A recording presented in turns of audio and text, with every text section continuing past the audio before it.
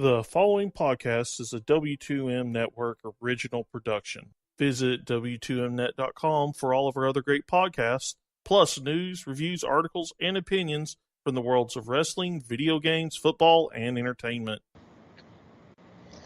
Okay, so it's been a while since I've done this, so let me sure I remember how to do this correctly. You ready, Brandon? Yep. Wrestling to the Max, 205 Live. And now, your hosts, Harry Broadhurst and Brandon Biskobing. Well Not bad. No, not bad at all. Oh, good enough for government work. I'll take it.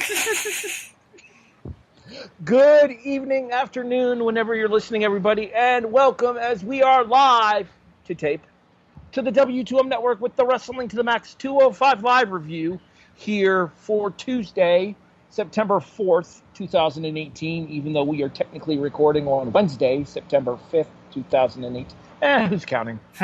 I am your host. My name is Harry Broadhurst.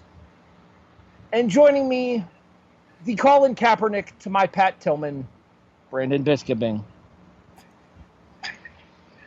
Okay, then. It's a deep cut. Yeah. That one was okay.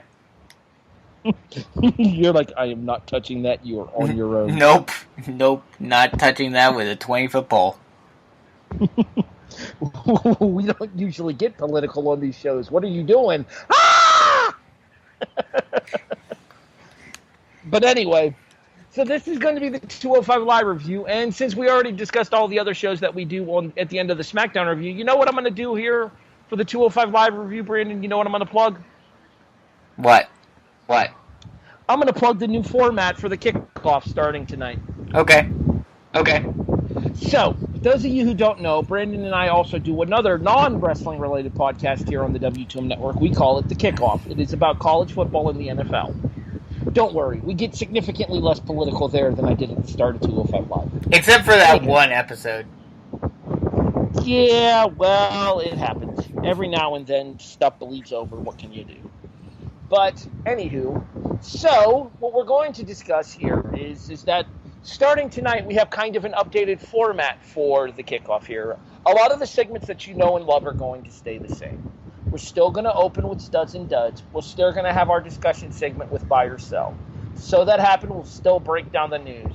Get it together, we'll still call out the teams that need to, well, get it together. Are You Serious has a new twist this year in that in college football it has to be unranked over ranked or a bare minimum of a 7-point spread. In the NFL, it has to be at least 5. Because anything 3 or less is basically considered a pick'em. Because home field's worth 3, as you may know, Brandon. Yes.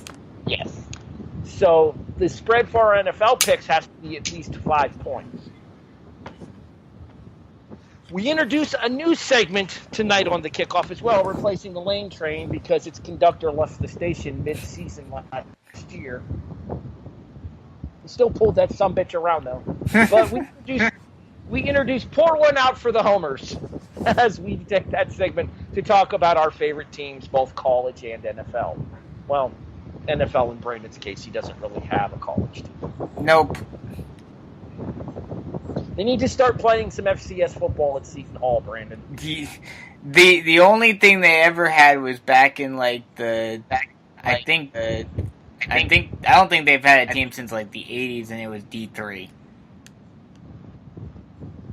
All the same, y'all need to get it together.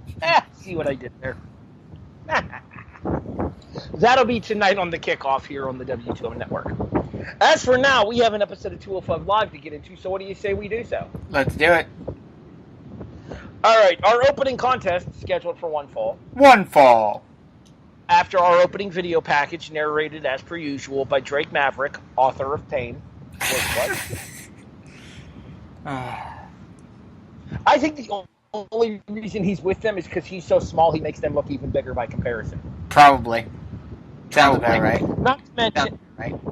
Not to mention, Maverick actually is a pretty decent little talker, so And let's be honest, Akeem and Razor could use, or Akam and Razor could use all the help that they can get on the microphone. Anywho, our opening contest, as mentioned, scheduled for one fall. One fall. Continues the beef between Team Beef. They need a tag team name. Maybe Where's the Beef? For Buddy Murphy and Tony Nese. And the Lucha House Party, the Loser House Party, if you're Nigel. Or me. Go ahead. Yeah, Loser House Party is accurate.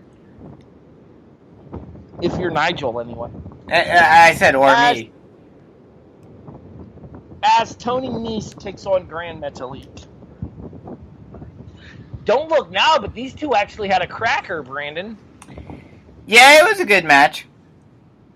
I have never been sold on Metalik. I don't know what it is. I don't buy him. I don't like his style. I don't view his style as legitimate. I think a lot of the stuff that he does comes off very hokey. He's just boring. He's basically, I mean, all WWE luchadors are the prototype for what I talk about, but him especially, it is very much, generic luchador number 5. Well, in this instance, though, generic luchador number 5 brought it to the man with the golden abs, Tony Nese here. These two actually beat the snot out of each other for 11 minutes. Metalik kicks up the win with a rope walk elbow drop, but a couple of things that I wanted to talk to you about here were, first of all, the Hurricane Rana off the apron to the floor, where if not for Tony Nese saving Grand Metalik, he would have completely eaten shit. And the second thing that I want to talk about to the floor by Metalik, where Nese got the feet up and then threw Metalik back in and hit a picture-perfect 450.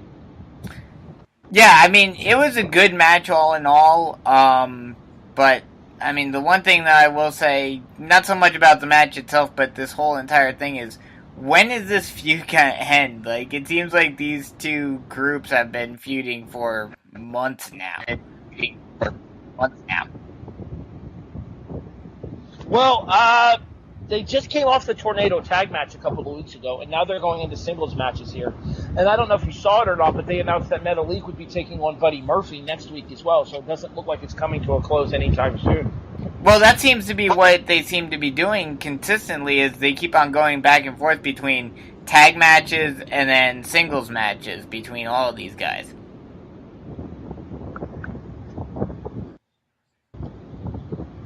Overall thoughts on the match, though? The match was good. Would have liked to have seen Nese get the win, but so be it. It is what it is. Well, I think the Juggernaut puts Metalik down next week, so. I hope so. Drake Maverick warns the referee to be on the watch for Alexander Gulak's confrontation. Mustafa Ali comes in, questions Maverick about his association with the AOB, to which Drake gets very snippety with him, a sign of a potential heel turn for Maverick. Well, at least on the 205 Live brand. And says that Ali is not to step into the ring again on 205 Live until Maverick says it's okay. I actually kind of like this. Ali was all about rushing back in order to get himself a piece of autonomy. Maverick's trying to look out for the well-being of the show from a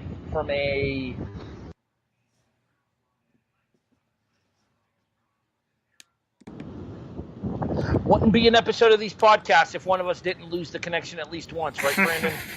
Yeah, pretty much. All right, anyways, as I was saying, I kind of get where I kind of get where Maverick's coming from here. It's from both a fiscal standpoint of not wanting to cost the company money by having an athlete participate before he's ready, but also a perception standpoint of not wanting to look like the inmates are running the ship for Maverick. It makes sense, right? Yeah, I mean, it makes sense, but also even, you were talking about a potential heel turn for Maverick. You can look at it on a face level, too, of Maverick genuinely trying to protect Ali from himself.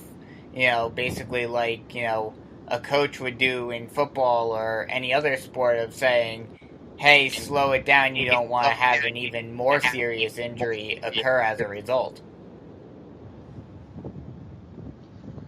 Our second match, scheduled for one fall. One fall. is Noam Dar taking on Brian Kelly. If you're wondering who Brian Kelly is, it doesn't matter who. Sorry. You're not wrong. Hey, Brandon. Yeah? What's that smell? I smell squash. I smell squash, too. Well, we forgot to do our glacier bit on the last episode. Yeah, we did. Okay, cool.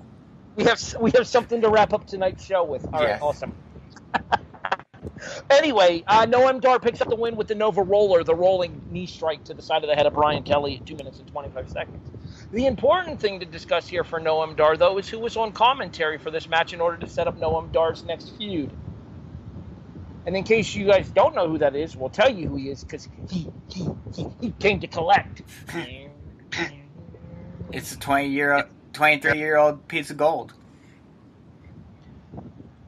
Everything that I see from Lio Rush, I am constantly impressed over and over again. He more than held his own on commentary here. Mm-hmm. That he has done in the ring has looked so fluid. I mean, granted, he's working with a guy like Tozawa. It's hard not to look fluid when you're working with Tozawa.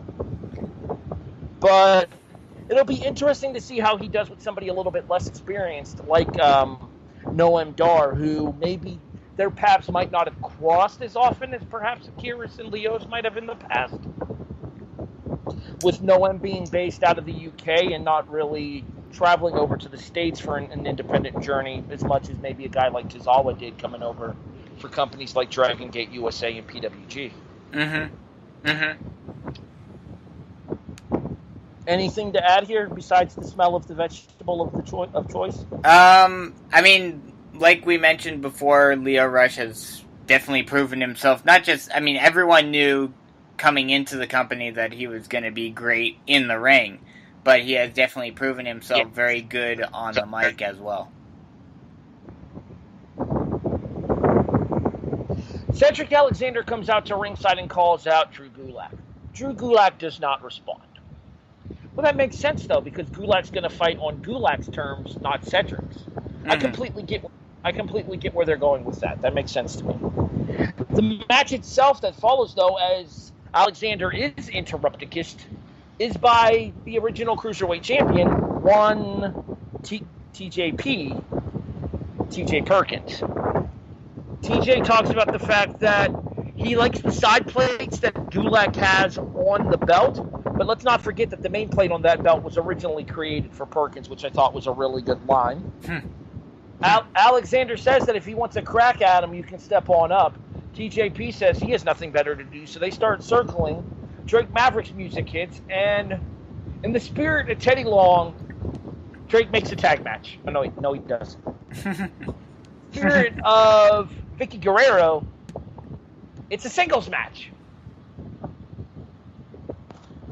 This is where you say playa. Playa. Cedric Alexander takes on... It doesn't work. Singles match. It does too. It's the Vicky Guerrero special. Excuse me! As Cedric Alexander takes on TJP in our main event here. The match itself goes... Hold on, let me get to the bottom of it. 11 minutes and 20 seconds. Cedric Alexander once again retaining. He is yet to be defeated in 2018. Alexander picks up the win with the lumbar check, but that's not what I wanted to discuss. Holy brain busters, Batman. Okay, so I'm going to warn everybody listening at home to turn down the volume on their podcast. Because if you don't turn down the volume on your podcast, then I'm not to blame for what happens next. Do you remember the spot that I'm referring to? I believe so, but refresh my memory. Where it looked like TJP's trying to counter out of something. Alexander grips him, hooks him for a vertical suplex, and it looks like he kind of tried to turn it into the lumbar check in midair, but doesn't quite get TJP all the way over. Mm-hmm. And ends up brainbustering him instead. And when I say brainbuster, I mean high and tight on the shoulders. Yeah. For those of you wondering, this is me in real time watching that. Okay. Ah!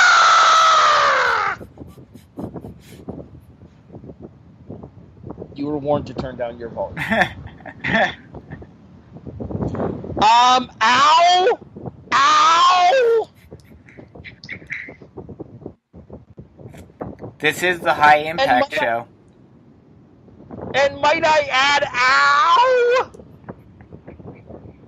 And I mean, High Impact is one thing. Dropping a guy on his godforsaken head is a completely different thing, isn't it? Yeah, but that's what happens. That's what happens, man. That's what happens. In the end, Alexander picks up the win with the lumbar check here. How do you think TJP did here? The issue that I... Go ahead. Real quick, the issue I have with TJP getting the shot here is the last time we saw TJP, wasn't he getting pinned by Noam Dar? Yes. So what credibility does he have to be going one-on-one with the champion? None right now, but I mean, they still can play off of the whole he was the first ever Cruiserweight champion. So, I mean...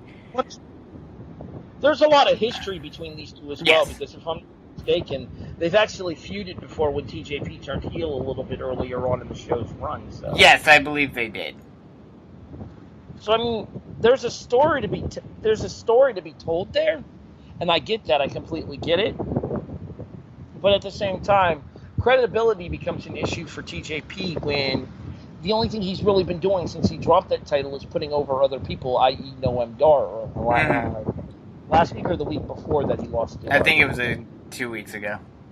Yeah, I think it was the week before as well. What were your thoughts on the match? I mean, the match was okay. These two can definitely go. And in ring wise, it was a good match. I just wish that TJP got more opportunities and whatnot.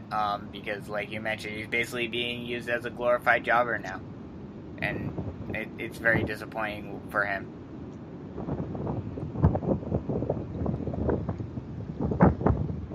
Post-match, Drew Gulak's music hits, and he confronts Cedric Alexander and wants to take Cedric up on his offer. Cedric, being the fighting champion that he is ready to take on Gulak until he gets cracked from behind by Jack Gallagher.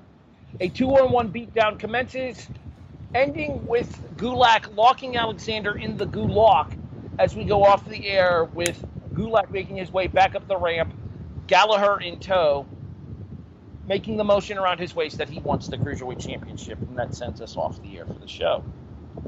Your thoughts on our ending segment? I mean, it's what you expect from, the heels is, Gulak getting the distraction, and then Gallagher rather attacking from behind as a result. It's definitely something that works to build the feud up even further than it already has. That officially wraps us up for this episode of 205 Live. Brandon, where do you fall? Scale of 1 to 10. I'll give it a 6.5. Nothing too crazy really to write home about on this episode. Noam Dar gets some more momentum. The whole thing between Lucha House Party and Nese and Murphy continues. TJP and Cedric put on a pretty good match, but, the credibility and the suspense and the anticipation for a match like that is kind of gone now because of how far Perkins has fallen. I'm actually, how it's a point lower than you on SmackDown? Are you a point higher than me here? I'm a full point higher than you here. I give this episode a 7.5. The reason I go 7.5 is because we had a pair of really good matches in the opener and the main event, and the squash match that fell in the middle at least had a purpose in order to set up Noam Dar and Lio Rush here. I thought this was a very together episode of 205 Live. One word review, Brandon. What do you got?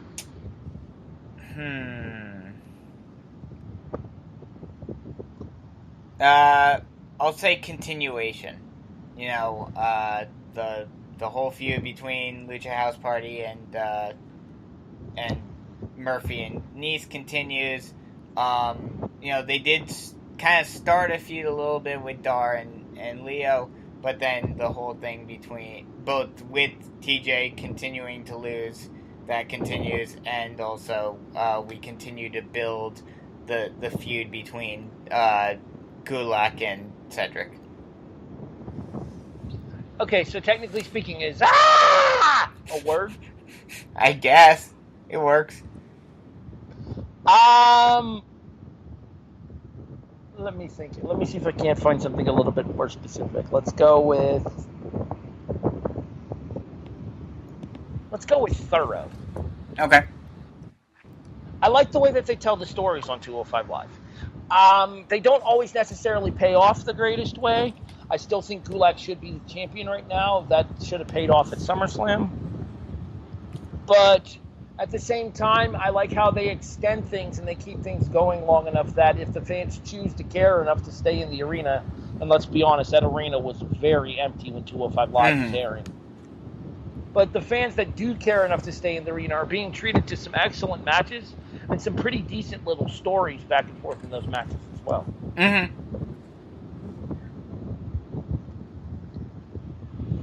This has been the 205 Live review. We are a presentation of the W2M Network. We are available on iTunes, iHeartRadio, Spreaker, Podbean, Castbox, Stitcher. Hey, Brandon, guess what? Spotify is here. And Glacier is coming. Seriously, Jason needs to make that happen. Yeah, he does. We'll talk to Jason. Jason Teasley, one of our co-hosts on the Kickoff. Football has arrived as well. And hopefully we can get Glacier to do the introduction. Oh, can we get Glacier to do the introduction for 205 Live? Would he have counted as a cruiserweight back then? That's a good question. I don't know what Ray Lloyd weighed back then. I mean, I'd assume he was probably close to 205, maybe a little bit over. He might have been in the WCW cruiserweight. Well, that's what I'm saying. I'm like, because the current cruiserweight division is smaller than the original. Well, I would say, yeah, maybe in the WCW one of 225? Yeah. Maybe not in the WWE one of 205. Yes. But in fairness, if the WWE had stuck to the 225 weight limit... Like half the roster would be in it. Yeah. AJ Styles, Daniel Bryan, and Seth Rollins it would all be cruiserweights. So I can kind of see why they lowered the weight limit a little bit. He's Brandon Biskobing. I'm Harry Broadhurst. This has been the Wrestling to the Max 205 Live review for Tuesday night, September 4th, 2018. Hey, Brandon. Yep. The kickoff is next. Yes. Football's back, baby. Woo, woo. We'll see you tonight. We'll see you tonight for the kickoff, regular season episode 1 here on the W2M Network. Thanks for listening. We'll talk to you next Tuesday.